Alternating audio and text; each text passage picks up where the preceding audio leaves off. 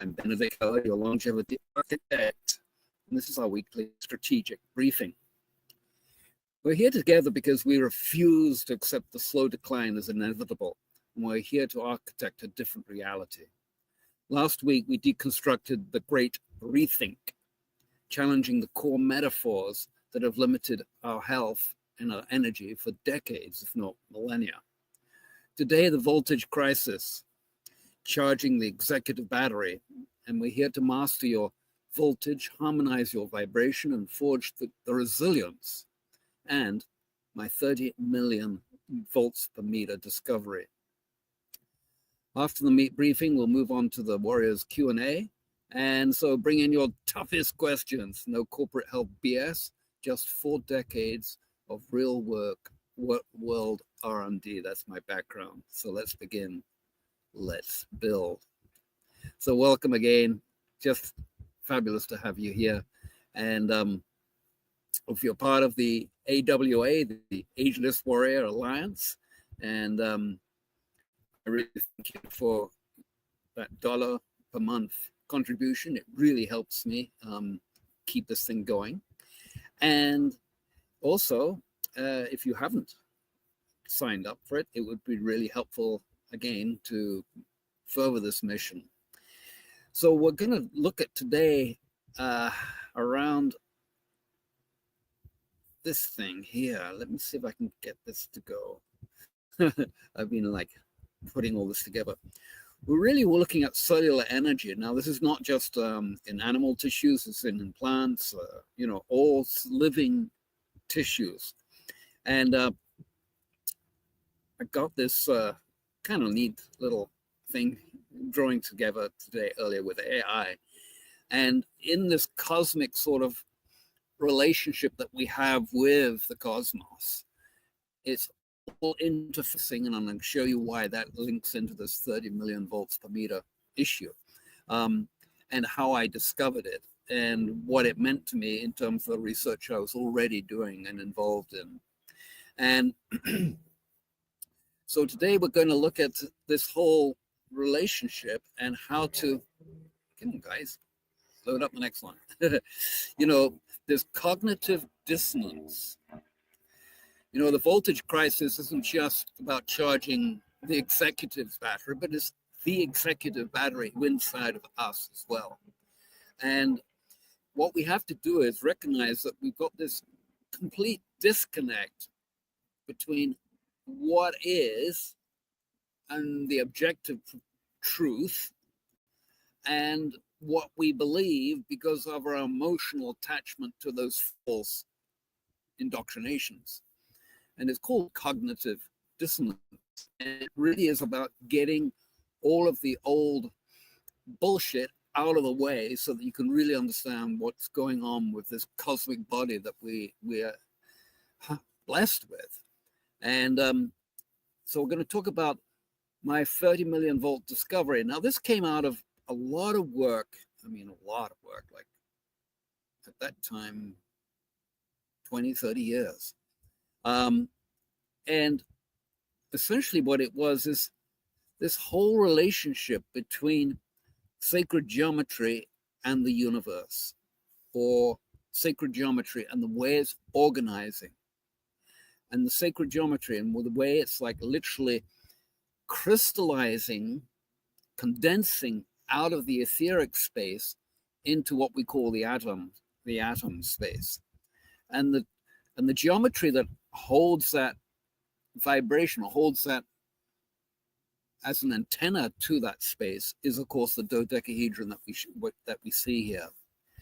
And the dodecahedron was one of the tools that I used for many years earlier on when I was doing a lot of sacred geometry workshops back in the late 80s and early 90s, but mostly in the late 80s, when I took over the work of Dr. Randall Bayer and his Starcrest Academy of Interdimensional Law and Science.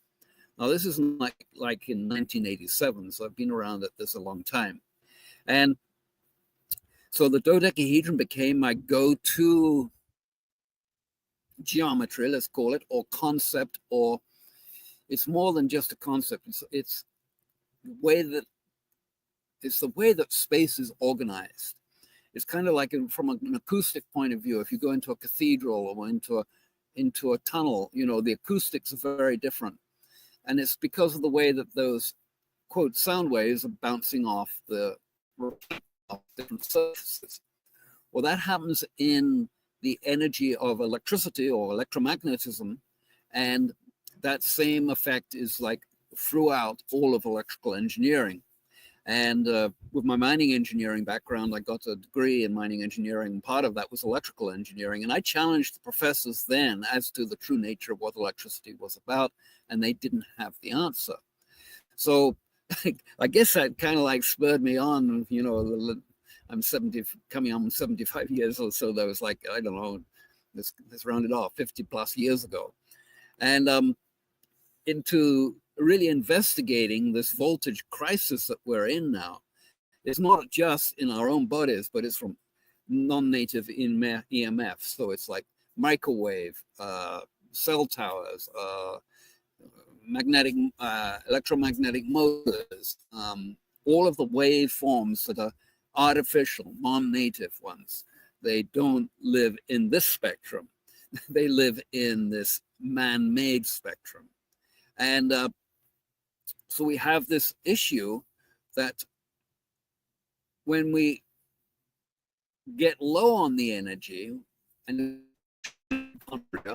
get low on the energy, then everything else falls off. And the issue here is, or the recovery out of this is, that when the voltage is low, that cellular energy production falters, leading to fatigue, brain fog, aging, all of that stuff. And essentially what it is that electricity, and I'm not just talking about electrons or amperes or watts or coulombs or the different aspects of the way that we measure electricity. I'm talking about the essence of electricity. If that's low in the body, then things drop off. Now, this $30,000, the $30 million voltage per meter issue here is like, what we have is we need to keep that voltage up. And when we do, everything is healthy. And when we don't, everything falls off. So my approach works when everything else failed. And it's not just another protocol. It's a revolutionary way of looking at health. And I'm opening up to discussing this publicly now after being shut down a couple of times. My websites were all shut down in, I think it was 2008. But I was really getting a very clear message that I didn't want to become a martyr, basically, bottom line. But in around 2006 or 7, when I was in Los Angeles, I came across this paper. Now you can download it if you're on the live broadcast here. You can download that paper. But let's take a look at it anyway. And it was by Solomon Goldfein, Biological Transmutation. Now this is going to get pretty deep pretty fast, but they were looking at ways of if they could harness the power from the mitochondria and use it as an energy source. Now, we could go through all of this, but I really want to focus on a couple of things. The membrane of the mitochondria is one of them.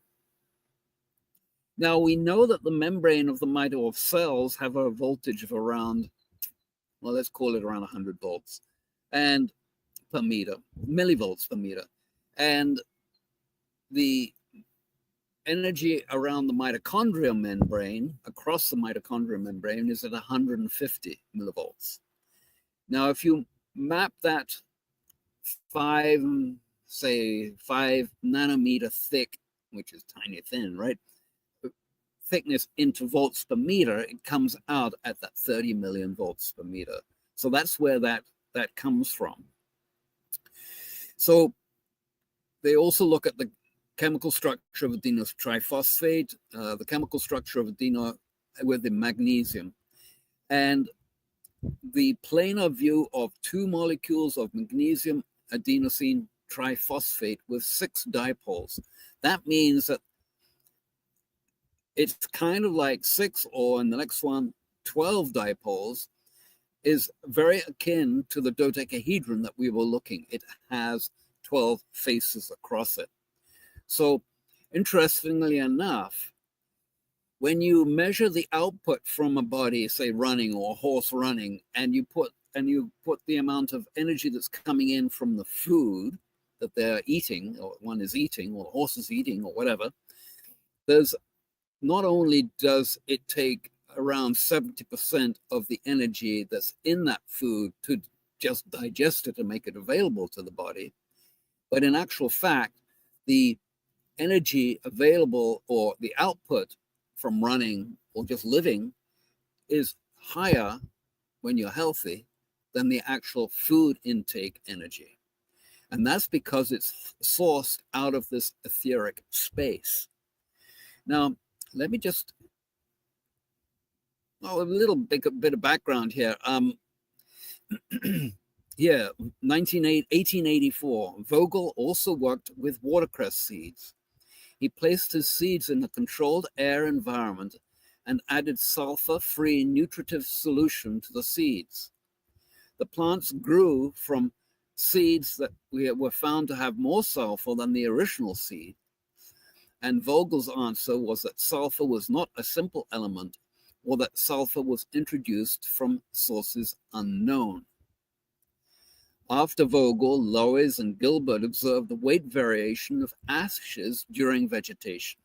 In particular, they found a variation in magnesium. In other words, what we have here is actually the old alchemy happening of the transmutation of elements. 1960, Beranger of France published his findings on various calcium and phosphorus in germinating seeds. And he concluded that a transmutation had taken place, but he couldn't determine the reason, because they didn't have the science that I'm sharing with you right now. In the early 60s, Louis Kervran's discoveries on transmutation were published by a French scientific review. And Kervran demonstrated not only molecules, but also atoms could be transformed. And he verified the transmutation of matter from atom to atom. So let's have a look at these equations here. What I really want to focus on is this loss of mass. Now I can't highlight it because I thought it was an image for a moment. This loss of mass of grams, tiny amount, right? However, significant, because if you recall, I was talking about the crystallization or the condensation of energy in the outer space. Let me just hide this for a moment. Of the energy out here crystallizing and manifesting from a condensation process out of the ether. Now, that is true in what we normally see in evaporation of, say, water. When we heat it up or when we cool it down, the water condenses and eventually goes to ice. Now, water has this anomalous expanded state that it goes to when more electricity is introduced into the water. And that's known as expanded water, and it has a gel-like property. Now, going back to this paper here and the transmutation, what we have here is we have different elements that are being made in the germination process in seeds that were not in the original seed itself, but were available. Let's see if I can get myself into the little slide. I can't work it out. And but it got the energy from the actual seed contains this process, this transmutational process, and it's because of the electricity in these substances. So the energy required from nuclear reactions.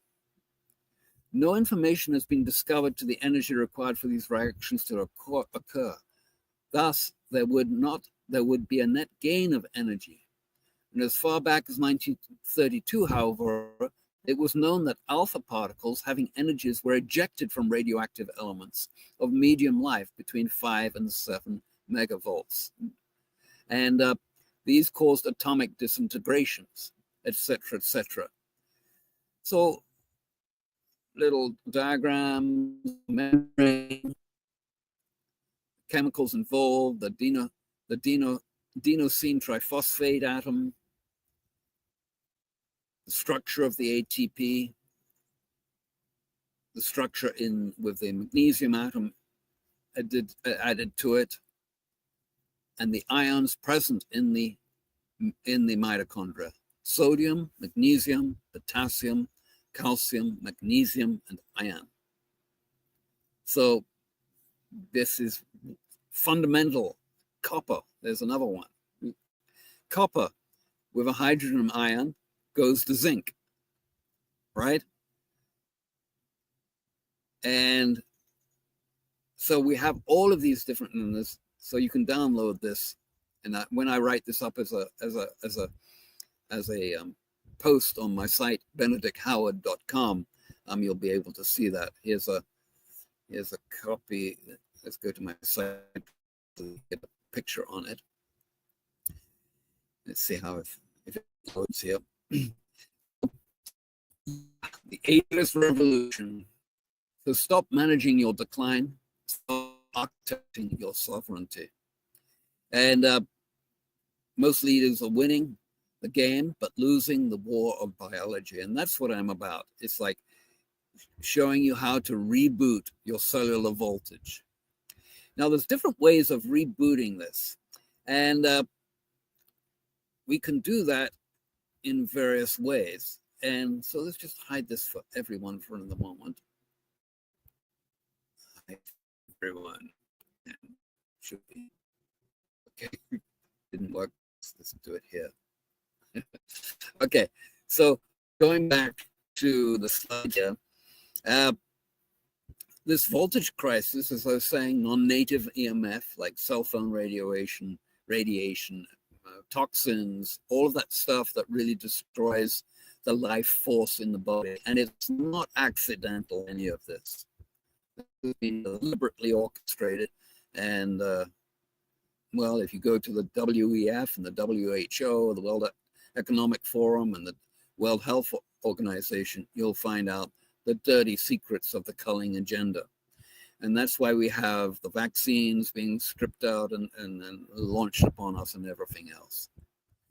So what led me to this, and next week we're going to dive into this more, is I was working with electrical stim devices out of Russia, and I had trained with them to the master's level. And next week we're going to dive into a paper that maybe I can show it to you. But basically what it is I think I brought it with me here. Yeah, here we go. So this device that you see on the screen here is basically a $3,000 to $4,000, $5,000, $6,000 device.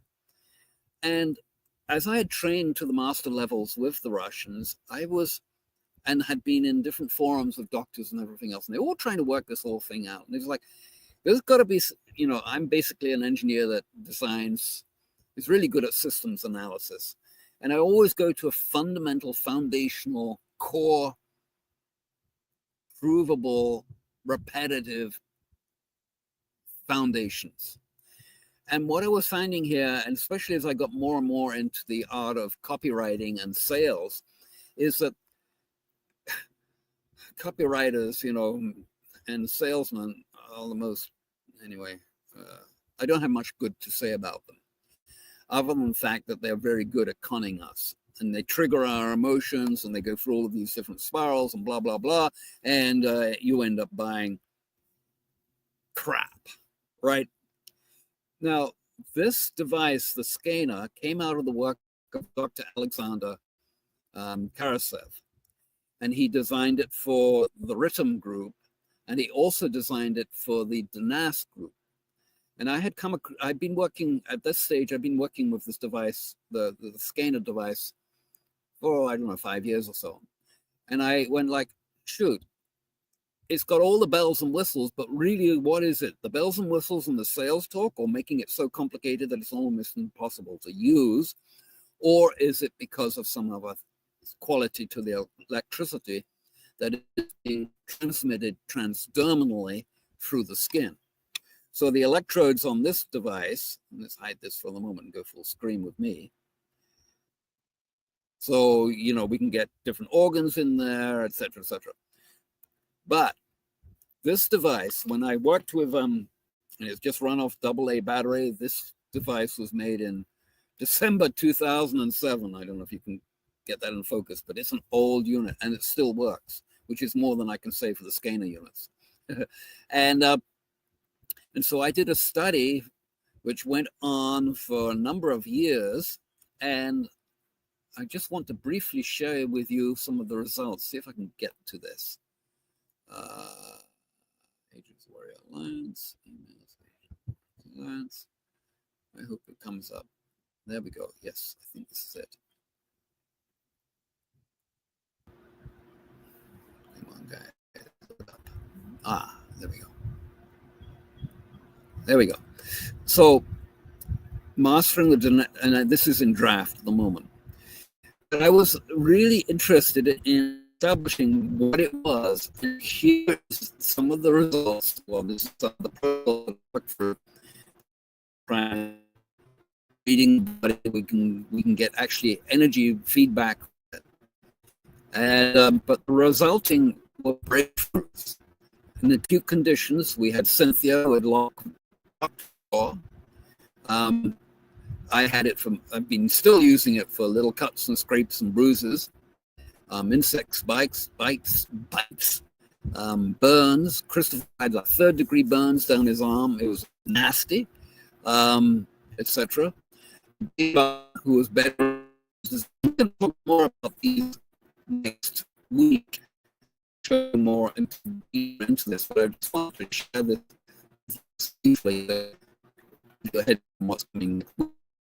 And so that's good. And so it takes us through to this screen here. Is your retirement the end or just a cellular energy crisis? I would highly say it's an energy crisis in the body. And so, the conventional narrative is that decline is inevitable, running out of steam, blah, blah, blah. But the Ageless Warrior Alliance reality, and please join us. It's like $1 a month membership, and you get sort of all perks, which I've got coming along, which actually I've got a couple of apps that I'm developing, which will just like make analyzing. One of them is going to make analyzing medical papers super easy. A lot of books, if not 90% plus of medical papers are falsified in order to sell more medical shit. But the reality is that the decline is a measurable cellular energy crisis, low mitochondrial voltage. Those reactions that we were looking at earlier from Goldfein's paper don't happen when the thing falls off, and then all of the inflammatory spectrum of diseases start to manifest. So, after, me, I'm maintaining the fitness to summit 13,000, just over here, 13,800-foot volcanoes, the Mauna Kea and Mauna Loa over that direction. And I'm 74 years old. So this requires that shift from time for money to energy for life. Oh man, we're running out of time here, and I'd love to go on, but it's like I know that people have lots of stuff to do, and but let me just end with this last slide and your weekly challenge. Imagine that picture there. Imagine that picture that cellular energy, the power within, enfolding each one of your quadrillions of mitochondria in your body.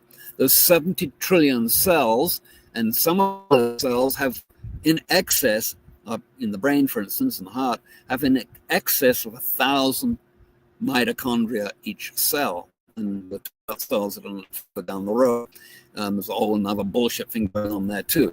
And but I'm just doing this a little bit at a time because I know that it can get, I don't want to push things too far for you.